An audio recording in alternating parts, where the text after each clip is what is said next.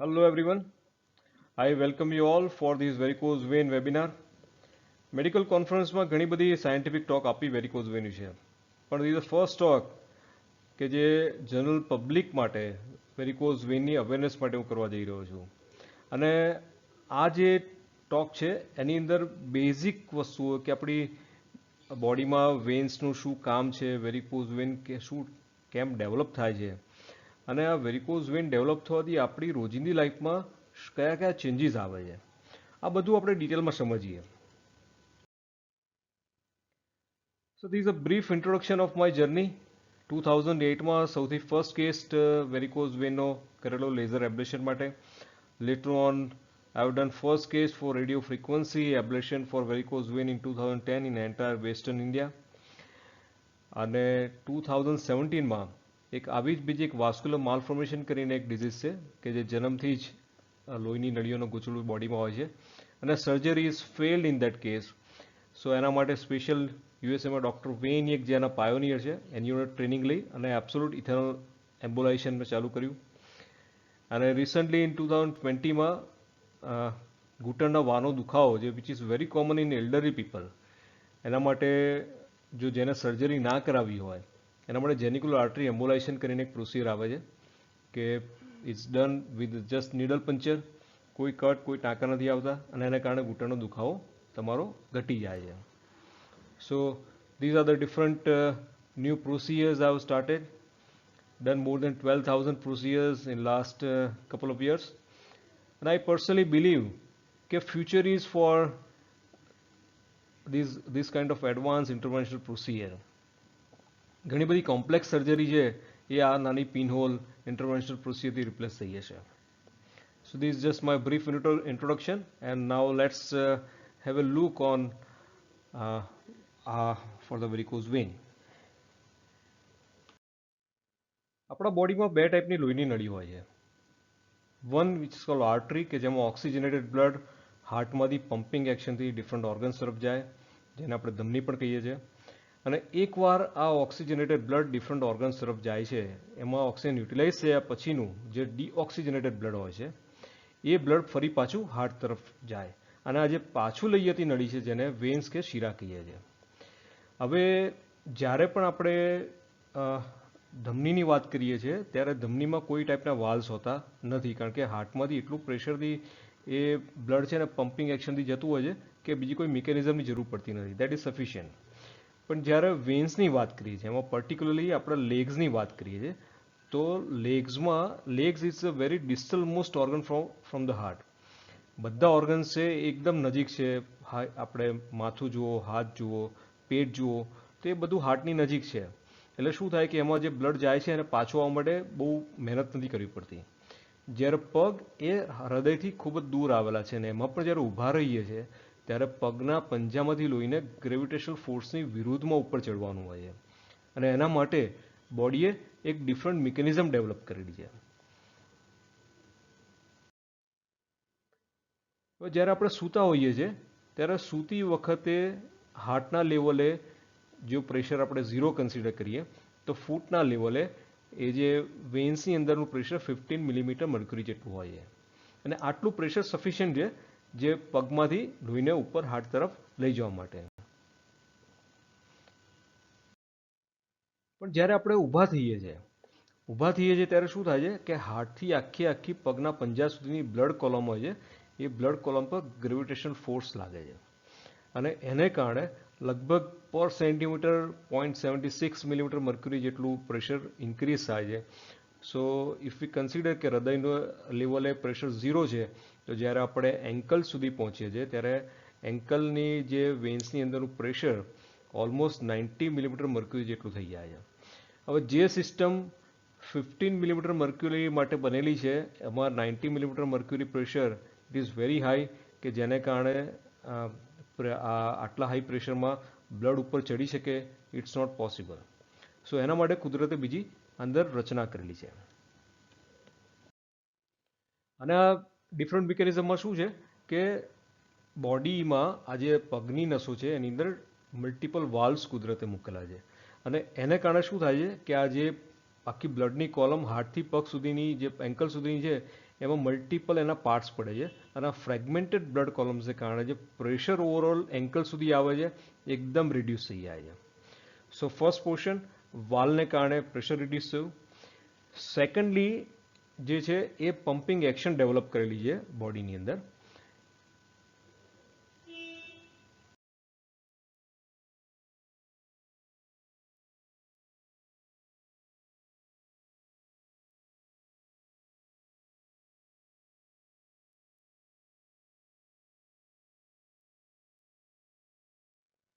હવે આ pumping action કેવી રીતે કામ કરે છે? તો પમ્પિંગ એક્શન કામ કરવા માટે બોડીમાં ટોટલ 3 પમ્પ્સ આવેલા છે. First one is a foot pump, second one is a calf pump અને થર્ડ વન ઇઝ અ થાઈ પંપ. આ ફિગરમાં જોશો તો આપણે જ્યારે ચાલીએ છીએ ત્યારે ડિફરન્ટ પોઝિશનની અંદર એ ડિફરન્ટ પંપ એક્ટિવેટ થાય છે અને એને કારણે લોહીને ઉપર જવા માટે ધક્કો લાગે છે. સો ફર્સ્ટ વન બોડીએ વાલ્વ ક્રિએટ કર્યા જેને કારણે પ્રેશર ઓછું થયું. Second one pumping mechanism develop કરી કે જેને કારણે લોહીને ઉપર જવા માટે ધક્કો વાગે છે. અને થર્ડ વન આ જે વાલ્વ ડેવલપ કરેલા છે વાલ્વ્સ એ યુનિડિરેક્શનલ વાલ્વ છે. યુનિડિરેક્શનલ વાલ્વ એટલે શું કે જ્યારે લોહીને નીચેથી ઉપર જવું હોય ત્યારે વાલ્વ ખુલે પણ જેવું ઉપર જાય એટલે બંધ થઈ જાય જેને કારણે લોહી પાછું આવતું અટકે.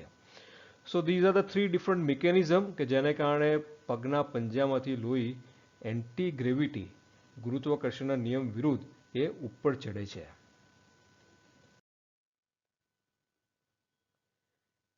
સો હવે આપણે સમજ્યા કે આ મિકેનિઝમ ડેવલપ થઈ જેને કારણે લોહી ઉપર ચડે છે. Now let's understand different types of the veins. તો જૂના કન્સેપ્ટ પ્રમાણે પગમાં જે વેન્સ હતી એને 2 ટાઈપમાં ડિવાઈડ કરતા હતા. One which is a deep vein અને second one is a superficial vein. તો આ ડીપ વેન છે that is situated inside the muscles કે જેને કારણે આ પમ્પિંગ એક્શનને કારણે લોહી ઉપર ચડી શકે છે. અને સુપરફિશિયલ વેન્સ છે એ ચામડીની નીચે સબક્યુટેનિયસ ફેટ હોય જે ચરબીનો પોર્શન છે એની અંદર આવેલી છે. જો એકવાર આ બ્લડ એની અંદર આવી જાય તો એને પાછું લઈ જવાની કોઈ બીજી મિકેનિઝમ કુદરતે આવી પમ્પિંગ કે એવી કોઈ ડેવલપ કરી નથી. પણ હવે જે નવો કન્સેપ્ટ જે આવ્યો છે એ પ્રમાણે આ જે આપણા પગની વેન્સ છે 3 પાર્ટમાં ડિવાઈડ કરવામાં આવે છે. One which is a deep vein જેને આપણે N1 કહીશું. અને second is called superficial vein that is N2. It lies into એક સ્પેસિફિક સફેનસ ફેશિયા કરીને એક રિજન છે એની અંદર આ N2 ટ્રાવેલ કરે છે. And third one that is N3 એટલે જે N2 ગ્રેટ સફેનસ વેન કે શોર્ટ સફેનસ વેન છે એની જે ટ્રિબ્યુટરીઝ કે બ્રાન્ચીસ છે જે સ્કીન અને સબક્યુટેનિયસ ફેટમાં જાય છે બ્લડ કલેક્ટ કરવા માટે તો એ બ્રાન્ચીસને આપણે N3 કહીશું.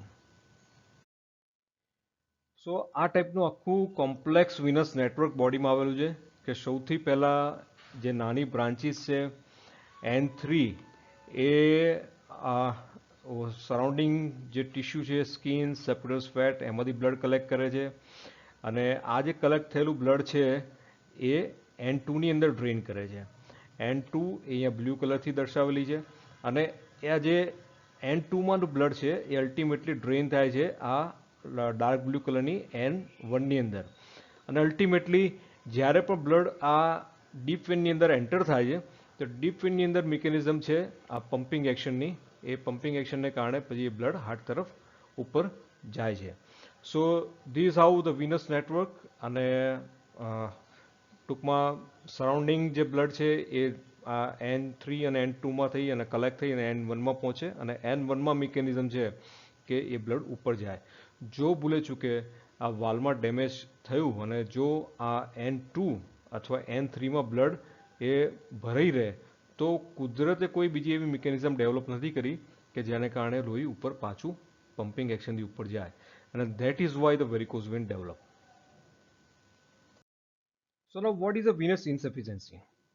આપણે અત્યાર સુધી જોયું કે વિનસ નેટવર્ક કેવી રીતે કામ કરે છે એના માટે વાલ્વ્સ એની મિકેનિઝમ જે કુદરતે ડેવલપ કરેલી છે.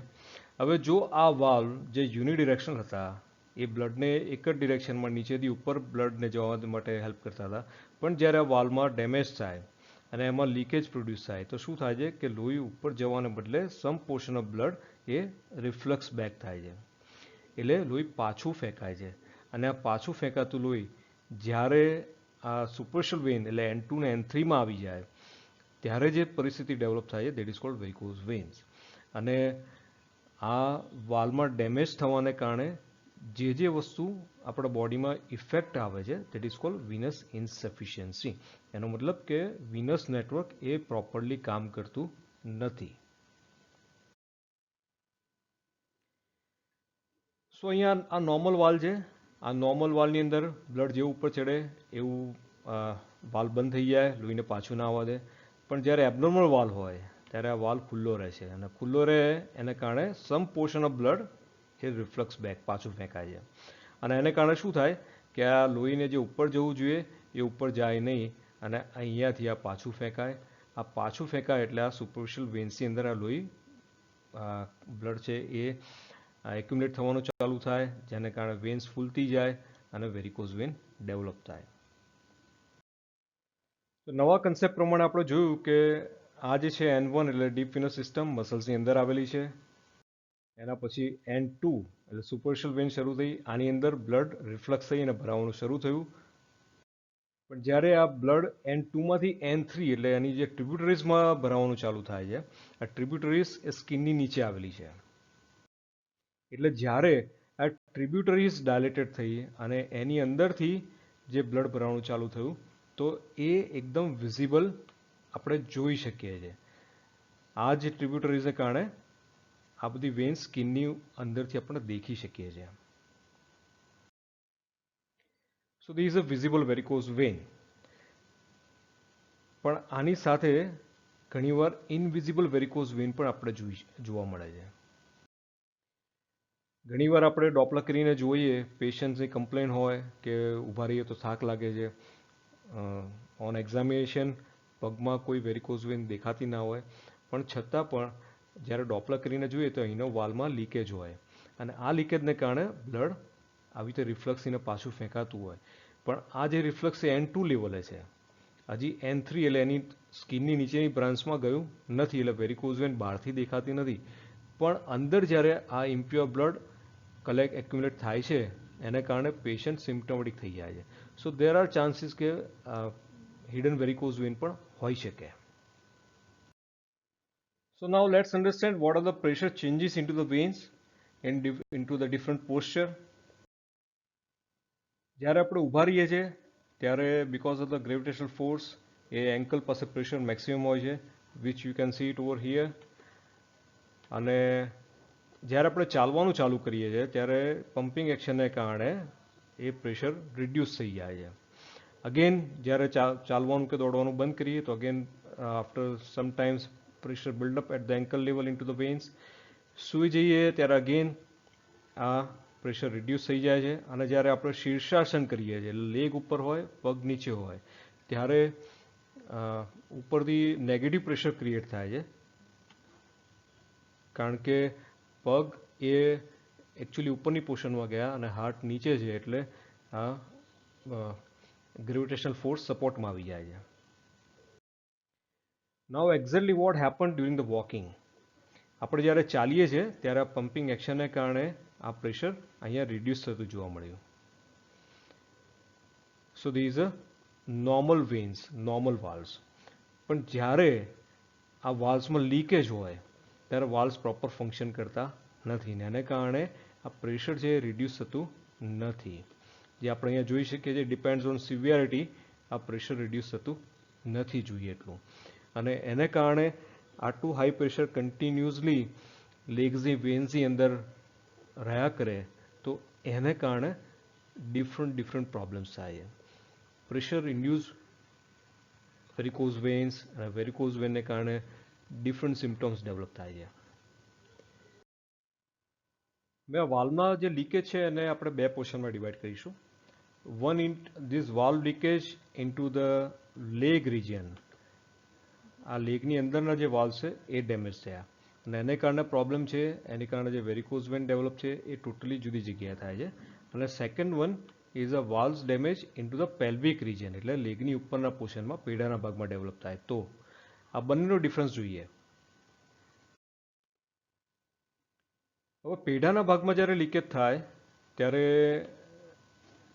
જે વેરિકોઝ વેન જોવા મળે છે એનો રિજન ડિફરન્ટ હોય છે. ગ્લુટિયલ રિજન અથવા તો upper thigh region, inner side of the thigh કે વજાઈના વલ્વાના પોર્શનમાં વેરિકોઝ વેન ડેવલપ થાય છે.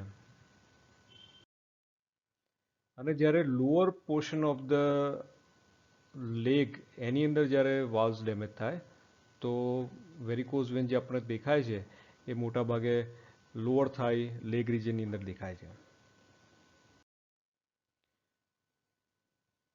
So now we have identified different parts કે વેન્સની અંદર વાલ્વ કેમ હોય, પમ્પિંગ મિકેનિઝમ જોઈ, વાલ્વમાં ફેલ થયા તો વાલ્વને એને કારણે વેરિકોઝ વેન કેવી રીતે ડેવલપ થઈ, અને વેરિકોઝ વેન પણ જ્યારે અપર પોર્શનના વાલ્વ ડેવલપ થાય તો કઈ જગ્યાએ જોવા મળે અને લોઅર પોર્શનમાં થાય તો કઈ જગ્યાએ જોવા મળે. નાઉ લેટ્સ અન્ડરસ્ટેન્ડ કે આ વેરિકોઝ વેન જે ડેવલપ થઈ એને કારણે કયા કયા પ્રોબ્લેમ ડેવલપ થાય છે. So first one is a C1 level. તો શરૂઆતમાં જ્યારે લીકેજ ઇઝ માઇનર હોય then we can see such kind of small tributaries જેને સ્પાઇડર વેન કે રેટિક્યુલર વેન્સ કહેવાય. અને જ્યારે લીકેજ વધી જાય ત્યારે આ ટાઈપની જે જે વેન્સ અંદર ડાયલેટ થાય તો we can see from the outside. So these are the visible varicose vein. પણ હજી દર્દીને કોઈ કમ્પ્લેન ચાલુ થઈ નથી. So this is C2 level which is called asymptomatic varicose vein. Varicose vein દેખાય છે પણ પેશન્ટને કોઈ કમ્પ્લેન નથી. એના પછી જે છે કે વેરિકોઝ વેન દેખાય છે અને પ્લસ સિમ્ટમ ચાલુ થયા. મોટાભાગે અંદરની જે પ્રેશર સિસ્ટમ છે એને કારણે બ્લડનો થોડો પોર્શન એ વેન્સમાંથી બહાર આવી અને સબક્યુટસ ફેટ કે જેને ચરબી કહીએ એમાં જમા થાય અને એને કારણે સૌથી પહેલો સિમ્ટમ્સ ડેવલપ થાય છે દેટ ઇઝ કોલ્ડ ઇડીમા, સ્વેલિંગ. મોટા ઘણી દર્દીઓને કમ્પ્લેન હોય કે ઊભા રહીએ એટલે પગમાં નીચેના પોર્શનમાં સોજા આવી જાય છે અને રાતે ઊંઘી જાય ત્યારે સોજા વયા જાય છે. Morning is pleasant. એ પછી જે છે એનું પછીનો એડવાન્સ સ્ટેજ છે કે સ્કિનમાં ડિસ્કલરેશન ચાલુ થાય. જ્યારે પહેલાં પ્રેશરને કારણે જે વેન્સના બ્લડ છે એમાંથી વોટર કમ્પોનન્ટ બહાર નીકળ્યો, પછી જોડે આરબીસી એટલે જે રક્તકણો કે છે એ પણ બહાર નીકળે છે અને એને કારણે જે કોમ્પ્લિકેશન ડેવલપ થાય છે એમાં સૌથી ફર્સ્ટ છે સ્કિન ચેન્જીસ અને લાઇપોડર્મેટોસ્ક્લેરોસિસ. એટલે જે આપણે ખરજવું કહીએ છીએ એ ખરજવાનો એક વિનસ એક્ઝેમા કરીને એક પોર્શન છે કે જે વેરિકોઝ વેનમાં ડેવલપ થાય છે અને ચામડી ઘણીવાર એકદમ હાર્ડ થઈ જાય છે આને કારણે.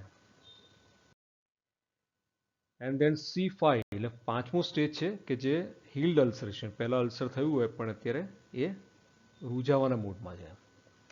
અને the C6 that is the last stage of varicose vein that is called active ulceration.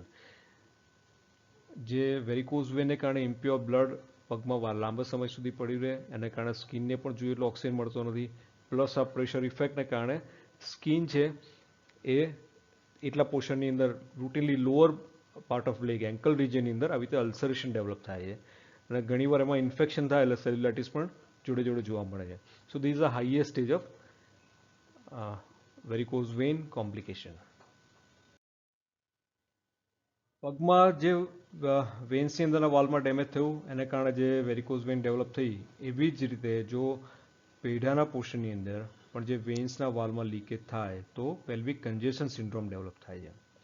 અને એને કારણે મોટા ભાગે આજે young ladies inner 40s gone through multiple pregnancies એને કારણે આ પેલ્વિક રિજનની જે વેન્સ છે એમાં લીકેજ થવાનું શરૂ થયું. ને એમની કમ્પ્લેન શું હોય કે ઊભા રહો તો લોઅર એબડોમિનલ પેઇન ચાલુ થાય, પેટામાં દુખ્યા કરે સ્ટેન્ડિંગ પોઝિશનની અંદર. અને આ દુખાવો જ્યારે બેસી જાઓ અથવા તો સૂઈ જાઓ ત્યારે દુખાવામાં થોડી રાહત જોવા મળે. તો this is typical of pelvic congestion syndrome. અને એ થવાનું કારણ ઓવેરિયન વેન કે જે પેડાની અંદરની વેન છે એમાં જો રિફ્લક્સ ડેવલપ થાય તો આ પેલ્વિક કન્જેશન સિન્ડ્રોમ ડેવલપ થાય. ઘણીવાર આ જે વેન્સ પેલ્વિસમાંથી એસ્કેપ થઈ અને બહાર આવે તો ગ્લુટિયલ રિજનમાં કે અપર થાઈ રિજન કે વલ્વા વજેનાની આજુબાજુ પણ વેરિકોસિટી જોવા મળે છે. હવે વેરિકોઝ વેનને કારણે કે જ્યારે તમારું પગની અંદર જે બ્લડ સર્ક્યુલેશન જે ડિસ્ટર્બ છે એને કારણે ઘણીવાર અમુક ઇમરજન્સી સિચ્યુએશન ડેવલપ થાય છે. હવે સૌથી પહેલી જે ઇમરજન્સીસની વાત કરીએ તો that is called deep Venus thrombosis. આપણે આગળ જોયું કે N1 જે મેઇન નળી છે ડીપ વેઇન કે જે પગમાંથી લોહીને ઉપર લઈ જાય છે હાર્ટ તરફ, એ નળીમાં જ્યારે ક્લોટ થાય તો that is called deep Venus thrombosis. અને મોટા ભાગનું બ્લડ આ ડીપ વેઇનથી ઉપર જતું હોય છે. જો આ જ નળી બ્લોક થઈ જાય તો એના કારણે પગમાં સોજો આવે છે, પગમાં અસહ્ય દુખાવો થાય છે. આ બધા કોમ્પ્લિકેશન આ ડીપ વિનસ થ્રોમ્બોસિસને કારણે પગમાં જોવા મળે છે. હવે ડિપેન્ડ્સ ઓન કે નળીનો કેટલો પોર્શન ઇન્વોલ્વ થયો છે. જો આટલો નાનો પોર્શન ઢીચણની નીચેના પોર્શનમાં ડીપ વેઇનમાં ઇન્વોલ્વ થયો હોય તો એમના સિમ્પટમ્સ પણ ઓછા હોય. અને જો ડુપ્લેક્સ સ્કેન કરીને આપણે આઈડેન્ટિફાઈ કરીએ કે આ ઓછો સેગમેન્ટ છે ઇન્વોલ્વ થયેલો થ્રોમ્બસનો, તો એને દવાથી આપણે સારવાર આપી શકીએ છીએ. પણ જો આ જ ડીપ વેનસ થ્રોમ્બોસિસ આટલા વધારે પોર્શનમાં થયું હોય, નીની ઉપરની પોર્શન જે થાઈના પોર્શનની ડીપ વેન્સ ઇન્વોલ્વ થઈ હોય, તો these are the main deep veins, એની કોઈ બ્રાન્ચીસ નથી. અને જો આ જ નળી બ્લોક થઈ જાય તો આખું બ્લડ સર્ક્યુલેશન પગનું અટકી જાય છે. અને એને કારણે સિમ્પટમ્સ વધારે આવે છે. અને આવું જ્યારે એક્સટેન્સિવ ડીવીટી થયું હોય ત્યારે એની કેથેટર ડિરેક્ટેડ થ્રોમ્બોલાઇસિસ કરીને એની સારવાર કરવામાં આવે છે. જેમ ડીપ વેનસ સિસ્ટમની અંદર થ્રોમ્બોસિસ થયું એવી રીતે સુપરફિશિયલ વેન્સ જે N2 અને N3 છે એની અંદર પણ જ્યારે બ્લડ ક્લોટ થાય તો એને સુપરફિશિયલ વેન થ્રોમ્બોફ્લેબાઇટિસ કહેવામાં આવે છે. અને આ સુપરફિશિયલ થ્રોમ્બોફ્લેબાઇટિસમાં ડિપેન્ડ્સ ઓન કેટલા લેન્થની વેન ઇન્વોલ્વ થઈ છે એના પરથી સિમ્પટમ્સની સિવિયરિટી અને એના પરથી આખી ટ્રીટમેન્ટ પ્લાન કરવામાં આવે છે. અને એના માટે એક ડુપ્લેક્સ સોનોગ્રાફી કરીએ તો આપણને આખો અંદાજો આવી જાય છે કે કેટલો વેનનો પોર્શન ઇન્વોલ્વ થયો છે અને એ પરથી આપણે ટ્રીટમેન્ટ પ્લાન કરીએ છીએ. પણ જો જેમ આની અંદર બતાવ્યું છે એ પ્રમાણે જો આટલો મોટો પોર્શન ઇન્વોલ્વ થયો હોય up to down, then treatment will last for long time અને રિકવરીમાં પણ વાર લાગે છે. Second most important complication from the varicose vein is bleeding from the varicose vein. ક્યારેક આપણને વાગે છે અને જો બ્લીડિંગ થાય છે તો આપણને ખબર હોય છે કારણ કે વાગવાને કારણે આપણને પેઇન થયું હોય છે. સો આપણું ધ્યાન એ વાગવાની જગ્યા પર હોય છે એટલે આપણે બ્લીડિંગ થાય તો ખબર પડે ને આપણે ત્યાં દાબી દઈએ છીએ. વેરિકોઝ વેનનું બ્લીડિંગ એટલા માટે સિરિયસ છે કે ડેન્જરસ છે કારણ કે પેનલેસ બ્લીડિંગ હોય છે. પેશન્ટને ખબર પડતી નથી કે મારા પગમાંથી બ્લીડિંગ થઈ રહ્યું છે. પ્લસ વેરિકોઝ વેનની જે લોહીની નળીઓ છે એની અંદર પ્રેશર એટલું બધું હાઈ હોય છે કે જ્યારે બ્લીડિંગ થાય ને ત્યારે રીતસર આપણે ધૂળેટીમાં પિચકારીથી રમતા હોઈએ ને એવું પ્રેશરથી આખો ફ્લો નીકળે છે વેરિકોઝ વેનમાંથી. અને બાય ધ ટાઈમ પેશન્ટને ખબર પડે ત્યાં સુધીમાં તો ઘણું 200-300 ml જેટલું લોહી વહી ગયું હોય છે. આટલો બધો હેવી બ્લડ લોસ એ ઓલ્ડ એજ પેશન્ટ્સ માટે તો વધારે ડેન્જરસ સાબિત થાય છે. So bleeding from varicose vein is very seriously અને life threatening complication for at least for the elderly people. અને ઇન્ફેક્ટેડ વિનસ અલ્સર, વેરિકોઝ વેનને કારણે જે અલ્સર થાય ને એમાં ઇન્ફેક્શન થાય અને જો એને રેગ્યુલરલી સમયસર ટ્રીટમેન્ટ ના આપવામાં આવે તો એના કારણે સેલ્યુલાઇટિસ ડેવલપ થાય છે. ચેપ આખો પગમાં પ્રસરી જાય અને એના કોમ્પ્લિકેશન્સને કારણે દર્દી ઘણું બધું હેરાન થાય છે. તો અત્યાર સુધી આપણે જોયું કે વેરિકોઝ વેન કેવી રીતે ડેવલપ થાય છે, એને કારણે બોડીમાં કયા કયા ચેન્જીસ જોવા મળે છે અને એના કયા લાઈફ થ્રેટનિંગ કોમ્પ્લિકેશન્સ છે. તો એના પછી હવે આપણે ડિસ્કસ કરીએ કે વેરિકોઝ વેન્સની ટ્રીટમેન્ટ કેવી રીતે થાય, which should be very minimal invasive.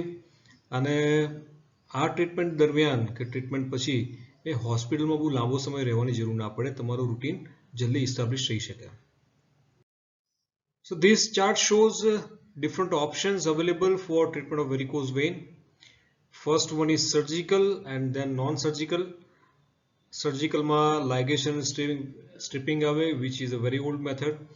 અને non-surgical method છે એની અંદર thermal ablation and non-thermal ablation.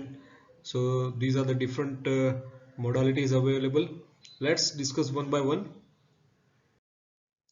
So સૌથી પહેલા જે ટ્રીટમેન્ટ જે ઓલ્ડ પ્રેક્ટિસ થતી હતી that is called ligation and stripping. કે આ વેરિકોઝ વેન છે એની ઉપર પહેલા એક ચેકો મૂકી અને વેરિકોઝ વેનની અંદર એક વાયર નાખી આખી વેન ખેંચીને બહાર કાઢી નાખવામાં આવે. But this is very old method. Bleeding પણ ઘણું થાય એમાં, પેશન્ટ હોસ્પિટલ લાંબો સમય રહેવું પડે, રિકવરી આવતો વાર લાગે, અને મોસ્ટ ઇમ્પોર્ટન્ટલી એનો recurrence rate is very high. Approximately 40 to 50% પેશન્ટમાં એ ફરીથી વેરિકોઝ વેન ડેવલપ થયેલી જોવા મળે છે. અને એના કરતાં વધારે જ્યારે વાયર નાખીને આપણે વેન્સ ખેંચીને બહાર કાઢો છો ત્યારે વાયર ખરાબ નસને બહાર કાઢે છે કે કામની નસને કાઢે છે એનો કંટ્રોલ રહેતો નથી. So practically this method is now obsolete. I have stopped before 10-12 years. એના પછીની જે અત્યારે લેટેસ્ટ મેથડ છે that is called endovenous thermal ablation. આ જે ટેકનિક છે એની અંદર there are two modalities. One is called endovenous laser ablation અને second one is called endovenous radio frequency ablation. આ બંને method is just done with the needle puncture. કોઈ cut નહીં, કોઈ ટાંકા નહીં, કશું જ ના આવે. એક સોયની મદદથી આ જે લેઝર ફાઇબર અથવા રેડિયો ફ્રીક્વન્સીનો ફાઇબર ઇન્ટ્રોડ્યુસ કરી અને જે અલ્ટ્રાસોનોગ્રાફીમાં જોઈએ જે લીકેજવાળો હોય વાલ ત્યાં સુધી આ લઈ જઈએ અને પછી એ લીકેજને આપણે બંધ કરી દઈએ. લેઝરમાં light as a source of energy વપરાય અને રેડિયો ફ્રીક્વન્સી એબ્લેશનની અંદર radio frequency wave as a source of energy વપરાય. આ બંનેને કારણે હીટ જનરેટ થાય અને હીટને કારણે જે લીકેજવાળો વાલ છે એ એમાં લીકેજ બંધ કરવામાં કામ લાગે. So this entire modality is totally done under the ultrasonography control. So કયા વાલ છે આપણે એને ચેક કરી અને એ જગ્યા ટ્રીટમેન્ટ આપી છે. ડન અંડર લોકલ એનેસ્થેસિયા, કોઈ પેશન્ટને સીસી સૂંઘાડવાની આવતી નથી અને દર્દી 2 થી 3 કલાકમાં ચાલતું થઈ જાય છે. Patient can resume day to day life from the same day. એટલી એડવાન્સ ટેકનિક છે. And third one, which is recently introduced in our Indian market, that is called Vinasil procedure, that is called glue embolization. Again, this is very advanced technique. જે ફેવિક્વિક જેવો હોય છે એવી રીતે જે medical glue આવે અને ગ્લુની મદદથી આ લીકેજવાળો વાલ છે ત્યાંનું લીકેજ બંધ કરવામાં મદદ કરે છે. Done with the needle puncture, કોઈ એનેસ્થેસિયા નહીં, કશું જ નહીં, અને અડધો પોણો કલાકમાં તો પેશન્ટ ચાલતું થઈ જાય છે. Only disadvantage is right now the cost is very high for Indian patient. And these are the few results before and after. Left hand side જે દેખાશે કે આટલી ગ્રોસ વેરિકોઝ વેન છે એ બધી વેરિકોઝ વેન એકવાર એન્ડોવેનસ થર્મલ એબ્લેશન કર્યું એના પછી જતી રહે છે. Again, this gross varicose vein disappear after this treatment. આ કાફના પાછળના પોર્શનમાં આ ગ્રોસ વેરિકોઝ વેન છે, it also disappear after the endovenous thermal ablation and foam sclerotherapy. So there is a classical which I have discussed with you. There is called pelvic congestion syndrome છે, એની અંદર upper થાઈ પોર્શનની અંદર આ ટાઈપની vans જોવા મળે. એટલે આ વેન્સને આપણે ટ્રીટ કરીએ, જોડે જોડે પેલ્વિક વેનની રિફ્લક્સ છે એ પણ આપણે ટ્રીટ કરીએ તો આ વેન્સ સરસ રીતે ડિસએપિયર થઈ જાય છે. So these are the different pictures showing the varicose vein. Treatment is possible. These are non-invasive and very little downtime for the patient. So આપણે ઘણું બધું વેરિકોઝ વેન વિશે જોયું કે કેવી રીતે થાય છે, બોડીમાં ડિફરન્ટ ઓર્ગન્સ પર કઈ રીતે અસર કરે છે અને એની આ નોન ઇન્વેઝિવ મોડાલિટીને કારણે કેવી રીતે ટ્રીટમેન્ટ થાય છે. So thank you so much. તમારો કોઈ પણ ક્વેશ્ચન હોય તો તમે મને પૂછી શકો છો you can go on this website and ask me any questions on email also, or you can call me. And thank you so much for your patience for hearing this webinar. Thank you.